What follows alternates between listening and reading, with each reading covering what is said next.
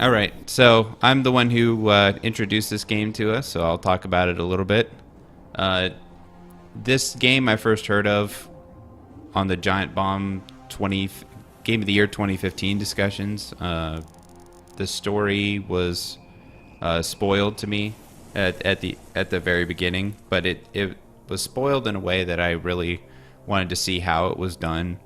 And looking at the art style, the graphics aren't great, but they're very dynamic, and I think they invoke a mood that I thought was pretty cool. It wasn't the standard space marine on a weird planet. There seemed like there was a lot more going on under the hood, and that's what made me, think it'd be kind of worth playing. So, overall, I think I liked it. But what did you guys think? I guess my main complaint was about the controls. Oh god, it is the worst control scheme I have ever seen in anything. Well, that's what My god. But you say that, and I actually got used to it by the end, to the point where I think that maybe it's more my problem with the controls, and like people who play computer games on the regular, this is pretty standard for that kind of thing. I don't know about that. Like, I don't know. I tried to play with the mouse and keyboard at first, but the acceleration on the mouse, like, I couldn't look at anything without it just zooming clear past, which is like the entire point of the game is to look at stuff. And trying to move around with any kind of acceleration using WASD was just impossible. So I switched over to a controller at that point, and then the control scheme was still janky as hell. And I'm like, what is even happening with this game? I didn't know you could use a controller on it. Yep, it has full controller support. And even that is still janky as hell. Now with my I don't believe you can rebind. No, with my mouse, I have I have a nice function on it, so you can scroll up and down whenever, as far as the mouse sensitivity goes. So it wasn't too bad for me. What did you think, Dan? Yeah, I just have a normal dumb mouse. So. Yeah, I never even tried using mouse and keyboard because I prefer a controller if I can. So as soon as I saw that it used a controller, I just went for it. And the only thing that I had trouble with, and maybe just my controller was interfacing better, the only thing I had trouble with was aiming the exact way. I thought where the buttons worked pretty well. Although it must have ignored quite a few of the buttons on the control pad and just used the right bumper or whatever. Yeah. And that was maybe kind of odd, but I guess when you're looking, pressing a control pad button wouldn't work very well. So I think they put a little bit of thought into it, but the aiming was just, man, it was rough, and it made the combat extremely excruciating to do at all. Yeah. Because of aiming. It's like you would try as hard as you could to go aim forward, but you'd be just a little bit too high, and any distance out that obviously compounds itself, and you just miss everything. So that part of it was pretty frustrating. Yeah, the only thing I'll say about the combat is it definitely wasn't the part of that game. And the penalty to dying was just like one room back. So it wasn't really that big of a deal for me, at least. Yeah. It actually left me wondering why they even bothered putting it in. That's exactly what I thought. A role, except that it was the guy, or whatever his name was, that robot throwing guys at you to try and stop you. But I don't know, since there wasn't such a penalty to dying, it seemed kind of pointless, really, when it came down to it. Yeah, it felt like it was just kind of forced in there and didn't really have a point.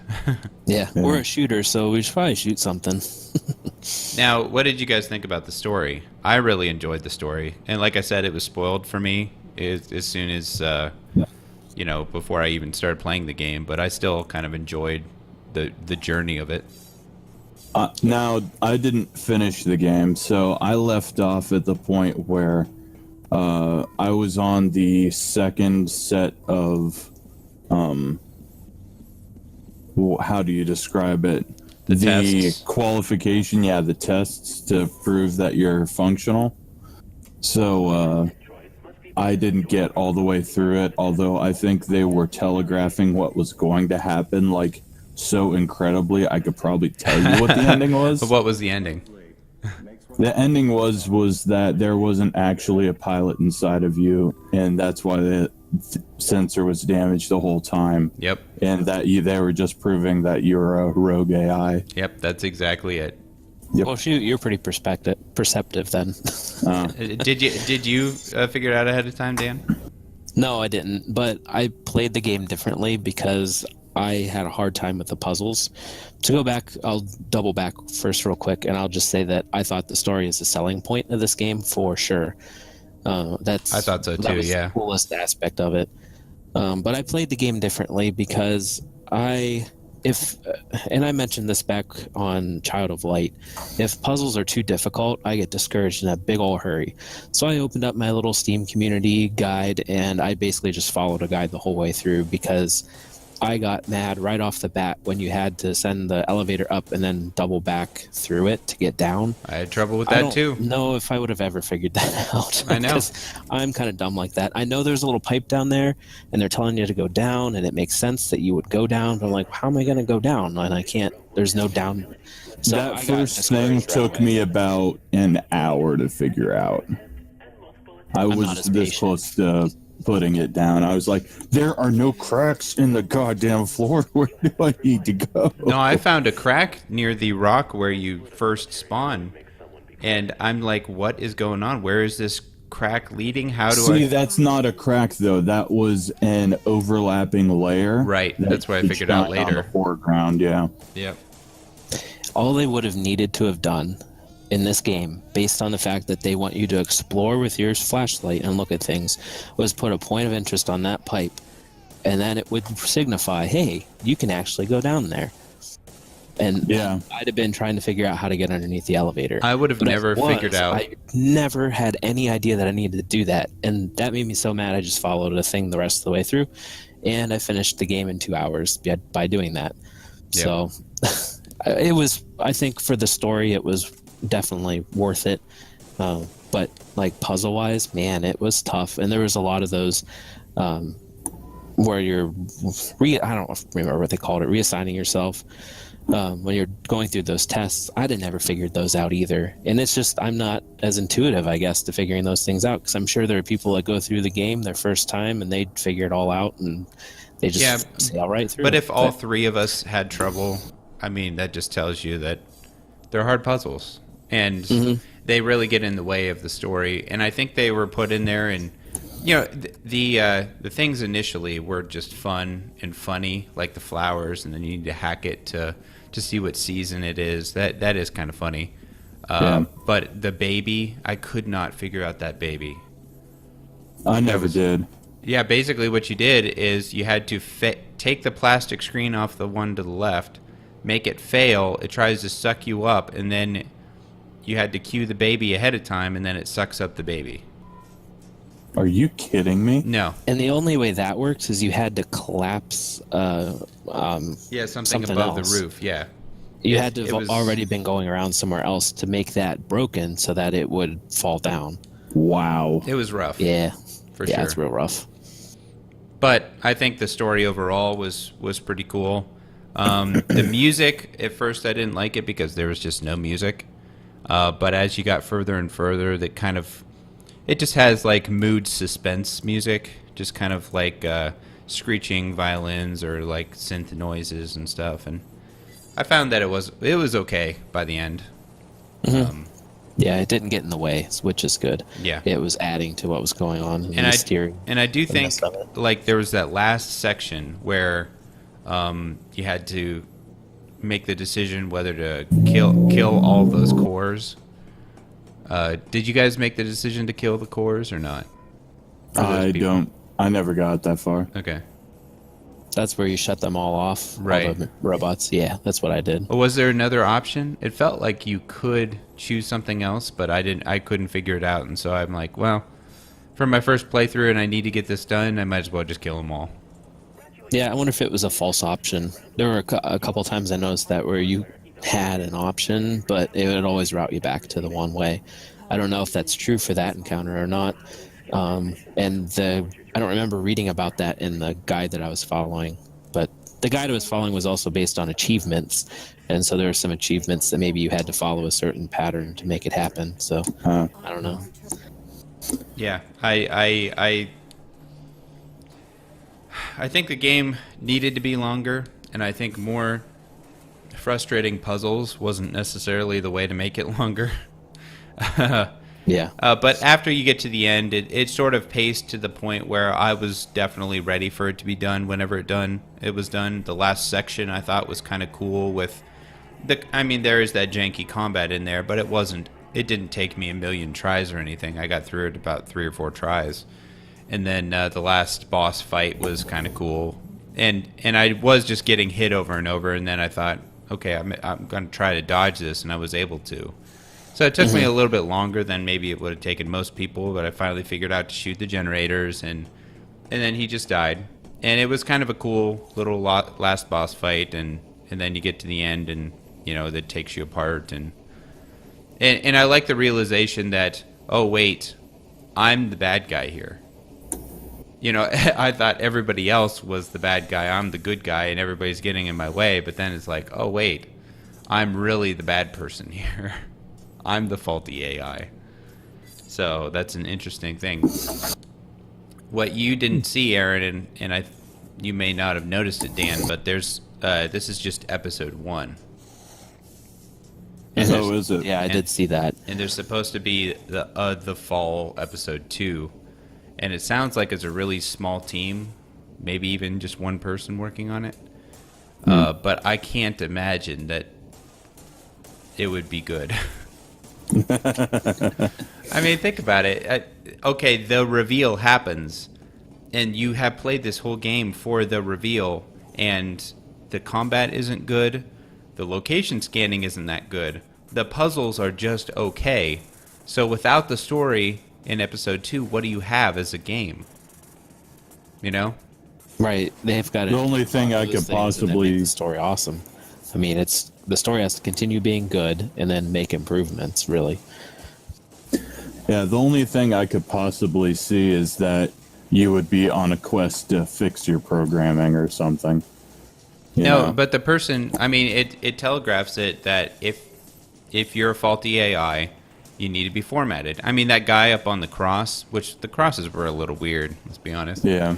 But that guy up on the cross, you get him down, and you just, rip out his guts because he serves no purpose because he doesn't have a pilot that's living in there. So you're like, oh, well, you're useless. I'm going to put you to some use by helping me. And in that same line of thinking, you're useless then at that point. Yeah. Yeah. I mean, they might make a twist on self-aware AI and try and make a movement that way. I guess I could see that happening with it because the helmet comes back active after the very end of the game. So yeah, I saw that. You can assume that it's going to continue with the same AI character. I would think I'm okay with that because it was kind of neat with the development of the personality of the AIs as it continued on. I don't know if you guys caught into that much, but as the game progressed, your Arid developed more of a personality. Yeah, she was pretty cheeky. Mm-hmm. Whereas when it first started, it was very to the book, and then she got, like you said, Aaron, very cheeky as it went on. I think that's a good way to describe it. Yeah, the dialogue was good, the character development was good, the reveal at the end was great. I just don't know if I'd have to hear from somebody else that the Fall 2 was good before I put money down on it, I think. Or put money not on a Steam sale on it. Well, yeah, there's that too. Because I'm totally okay with having this game based on what I paid for it, but it wasn't full price. Yeah, what'd you end up paying for it? That's probably like $2 or something. Yeah, I think that's yeah. about what I don't remember in particular. Yeah. So especially for a 2 hours experience and what we paid for it, I'm very happy with the end result. But I wouldn't like them to. I guess the developer here, I would like them, instead of making the Fall 2, to make another game in another universe, because they proved that their writing is good and the universe building is good. I'd like to see them put it at a more dynamic and interesting atmosphere, and you can do stuff with story that maybe you're putting yourself in a box by continuing with this thing that you're doing. But Yeah, that's I just could me. see that happening. Yeah. I mean, I think a Fall 2 could work, but I think the whoever wrote the story would be well served to go on to something else and maybe keep the Fall 2 as a side thing, because I'm sure there's a heck of a cult following on this, just like FTL. There's got to be, because it was so interesting as far as the story is concerned. Plus, the Steam reviews seem to be pretty overwhelmingly positive on it. So I would assume there's quite a following. So I think it would be worth their time to do a side to keep this as a side project and maybe try and get onto a bigger project or make something bigger for themselves as well. Yeah, but if they wait too long and have it as a side project too long, I think people will lose interest and forget about it. True.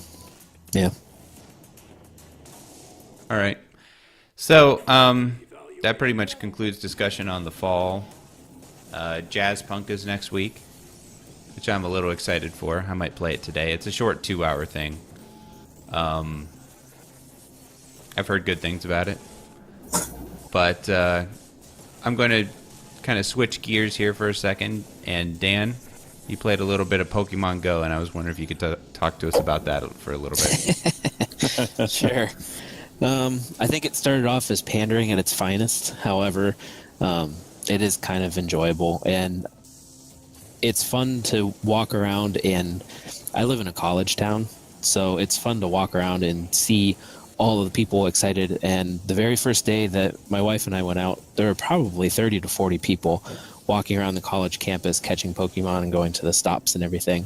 So the way it's kind of set up, it's supposed to be augmented reality, but I think most people kind of take it out of that anyway because it makes the game more difficult. But you find, I'm sure everybody's seen it by now, but you're searching for Pokemon, and then there's Pokemon stops that you get supplies at as well. My initial worry about the game was it was going to be a microtransaction disaster, because you start off with X number of Pokeballs, and then what's the first thing I did is I went to the store and saw how much it costs to buy Pokeballs, and I'm like, they're just trying to eat us alive. But these Pokestops are giving you Pokeballs and potions and everything you need. So as long as you're willing to get your butt off the couch and go walk around and do some stuff, it doesn't seem like you need to spend money on it. You can if you want. That's great. Yeah. I've not spent a cent, and I've kind of had fun with it. Living in areas that are highly populated, that have a lot of landmarks, make the game a lot more fun. I can sit in my living room, and every once in a while I have a Pokemon close enough that I can catch it. And there are people that in their own town, they can't hardly even do anything because there are no stops, there are no gyms. So they're obviously not populating that area with Pokemon either. So I think the game definitely has some ways to go, but it's fun. And I think it's worth, anybody that's played Pokemon, I think they would enjoy doing it. I've heard people say that it's a bad game, but it's fun because so many people have done it and are engaging in it, and it gives people a reason to explore places they wouldn't normally go. Even most people who wouldn't normally go outside and go to a park and that kind of thing. So I can't believe how big of a thing it has gotten pretty much overnight. And so well, just positive interaction with others too. Like, you're just walking down the sidewalk, and it's pretty easy to tell who's playing the game and who isn't. Yeah. And I'll just pass somebody, and we'll make awkward eye contact, and then one of us will turn around and be like, "Pokemon Go, sweet."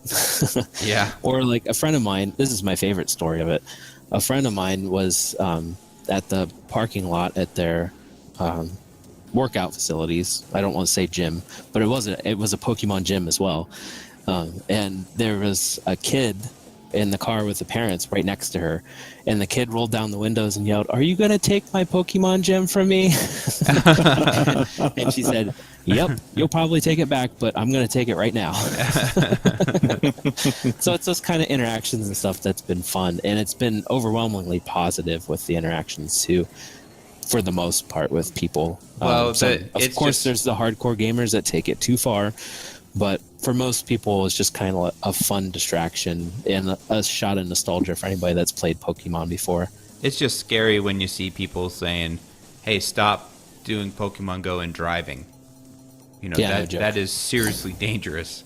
You Well, know? no, you can't even do that because it recognizes that you're going too fast and you're not actually walking, and it won't register properly. Oh, is that If true? you turn the AR off, you can still catch the Pokemon because all you have to do is tap it, and it brings it up in front of you. Out. Oh. If you have the AR on, it's going to keep you turning towards that spot where the Pokemon is. But with it off, you don't have to. Oh, okay. So, That makes and sense. if you're close enough to a stop, if you click on it before you get there, I only know this because my wife sits in the passenger seat and Pokemon goes the whole time. If you click on it before you get there, then whenever you arrive, that you're close enough, you can get the things out of it before you're too far away. Oh, okay. As a driver, that stuff is all really complicated to do effectively anyway. And I personally don't believe the stories of people on the freeway doing it because things go by too fast. The max that I've been able to successfully do it, again, while in the passenger seat, is about 30 miles an hour. And even then, it's really tough to do. So I don't buy the stories of people stopping on the freeway to do it because there's no way you're going to notice that there's even anything nearby because you're going by too fast. But Yeah. that's been my opinion. I think some news stories are making stuff up, like the people who got lost in the cave. You don't have cell Yeah, phone service in the freaking cave. clickbait.